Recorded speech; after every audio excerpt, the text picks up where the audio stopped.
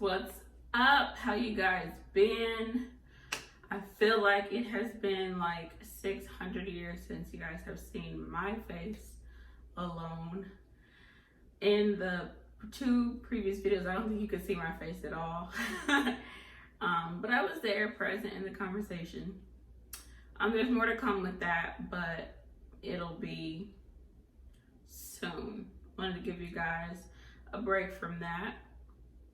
So here we are. So today I am going to share with you guys some do's and don'ts, or I guess this will be more of what I wish I knew or frequently asked questions like about grad school and all that great stuff. And also I think this is the first time you guys have seen my natural hair outside of the little that's not a good term to use right now, outside of the two braids going around my head. So my puff is not as vibrant as I want it to be, but that's okay because it needs to be washed anyway. Anywho, here we are. So just gonna jump right in and get to it. So 10 things I wish I knew about grad school before grad school. Number 1, discover your passion. I knew that I wanted to help people, yes, and I knew that I wanted to go into counseling. I think I love it, don't get me wrong. But I also think that I didn't really know what I was getting into, like, completely, because I failed to do the research about what it means, what I can do with the degree that I was pursuing, all of that. And that's probably one of the next things is doing your research, but knowing your passion.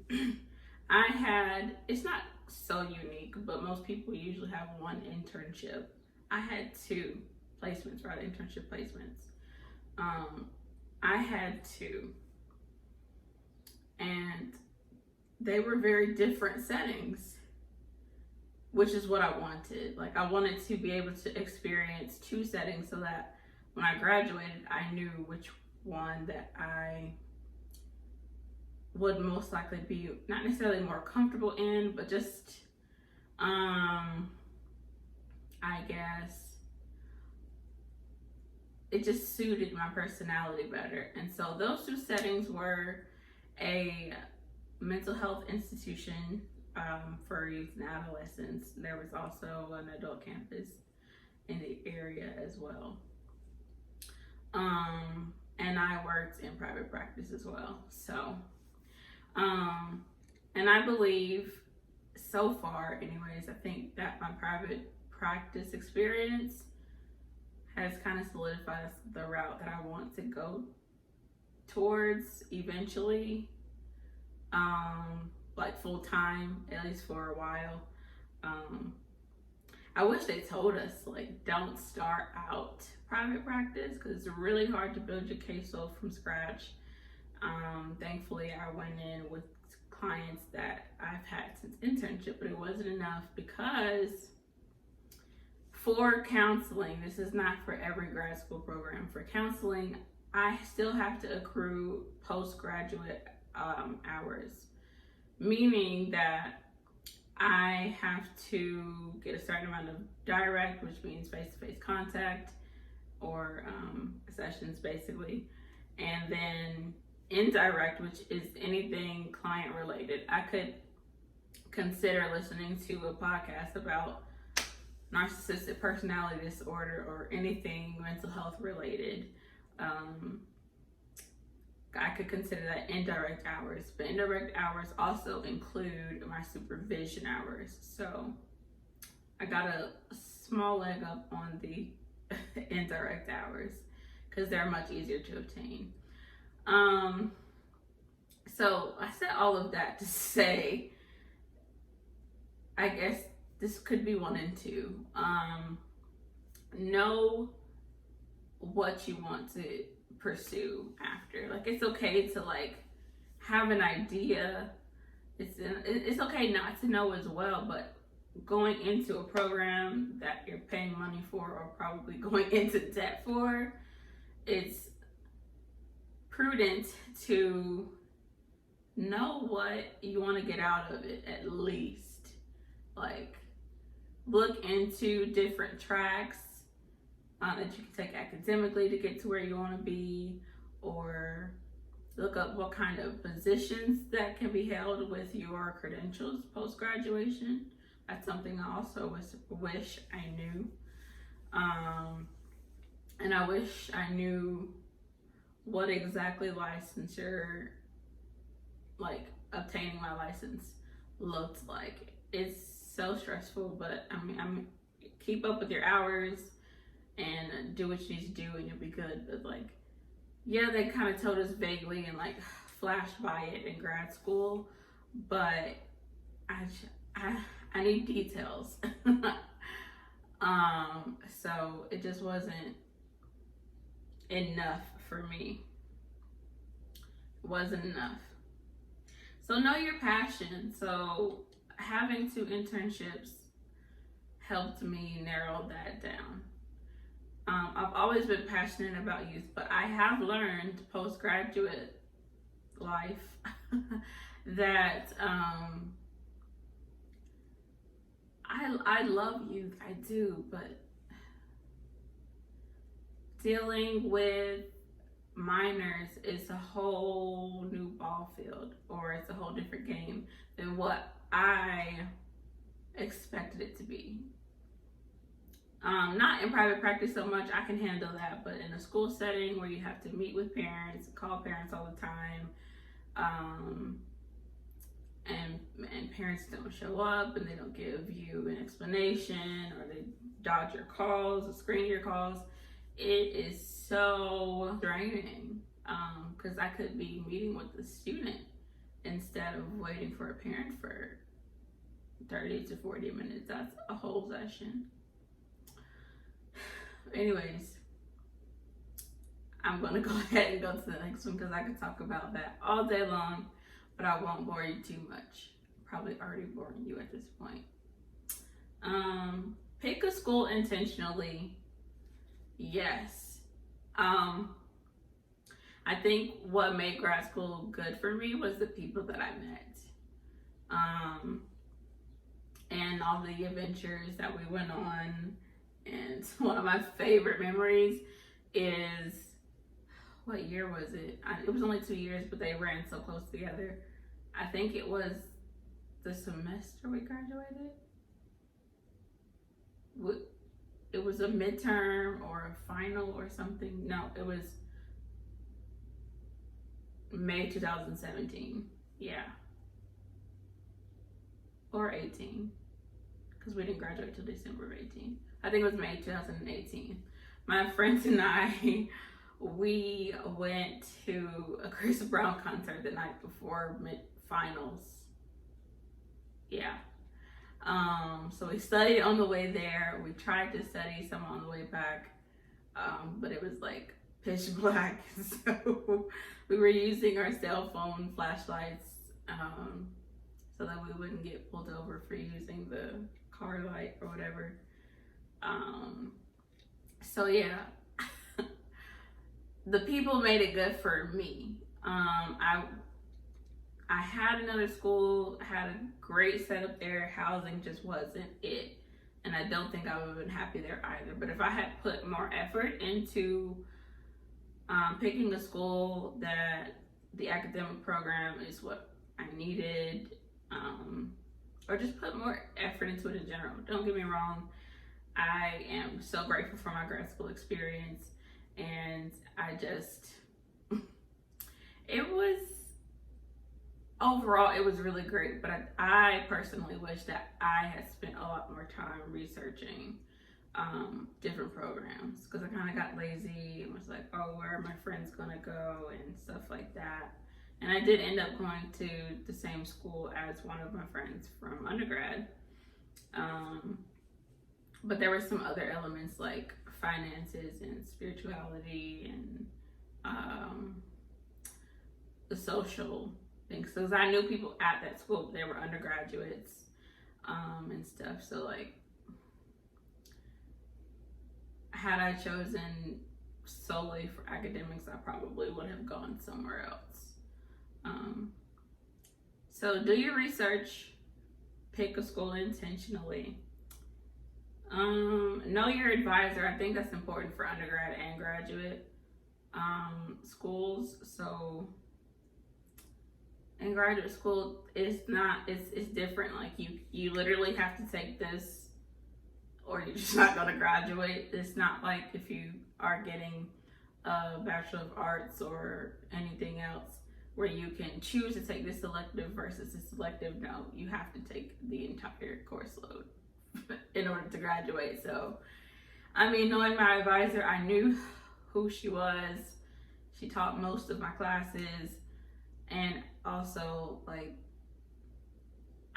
yes, it's important. It just wasn't as important for me in grad school, just simply because she taught most of my classes, so I had contact with her quite frequently. It was a lot that I didn't really have to like put too much focus on that, but it is important, definitely. I did not do a thesis. Part of me wishes I did, just in case the Lord himself comes to sit right here and say, hey, you're going to go back to school. I did not do a thesis, which would make it easier for me to do a dissertation. I didn't have it in me. At least I don't think I did. I probably would have made it work because I wouldn't have had a choice. But I have no regrets. So, I mean, not every single grad program is going to make you do some big research project, but most of them probably will. Which leads me into my next one. Expect tons and tons of writing. One of my best friends is working on her PhD, and her background is finance, and they didn't have to do too much writing, or accounting, I guess. They didn't have to do too much writing. And so when she got to this PhD program, she was like, man, I'm writing probably more than you wrote with your 2 degrees, Brandi. And I'm just like, yikes, girl. I don't have it in me at this point in life. But kudos to you, sis. Expect to do that, but more importantly, revise your study habits. If you did not have solid study habits in college, they're not just going to magically appear in grad school. Even I had to revise it because my classes were all day Tuesday and like for an hour and a half on Thursday evening. So I had plenty of time to work and or do internship. So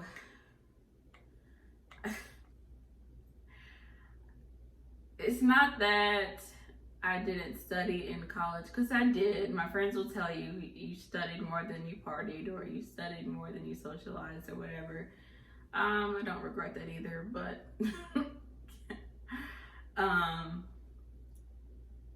I don't know if I altered it very much. I did what I had to do.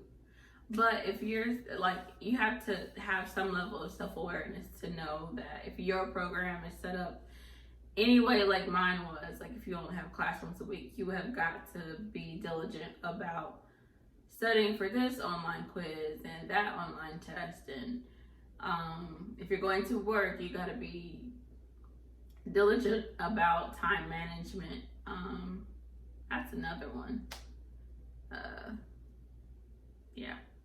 Anywho, you just got to know yourself, because everybody's different. Something that I learned while working in the Student Success Center while at during my grad school program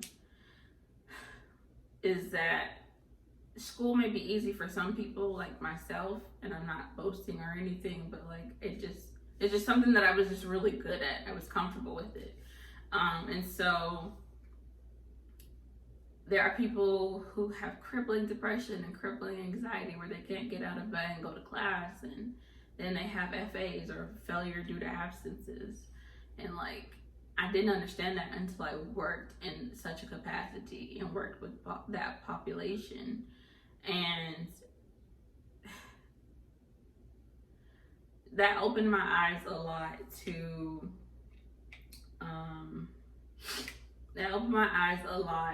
to why people say, well, I didn't have enough time, or, I mean, that goes into time management, but like, to someone that has anxiety about going to class, or is tied to their bed due to depression, and or family issues that just they can't get around it and function academically, it is really hard for people to develop a good study habit, or a healthy social life, school life balance. It's hard. So I'm not going to discredit that for anybody, because everyone's experience is different, and also people have different learning styles, and there's just a lot of things that go into consideration when you just say revise your study habits. You have to consider who you are as a person, what your self-motivation looks like, what your self-discipline looks like, and go and work it into schedules. Try different things, you know. What else? Get involved, but also remember your non-student life. So just basically what I was just saying, like finding a school life balance. So we're still human in school, and we have to remember that there's life outside of it.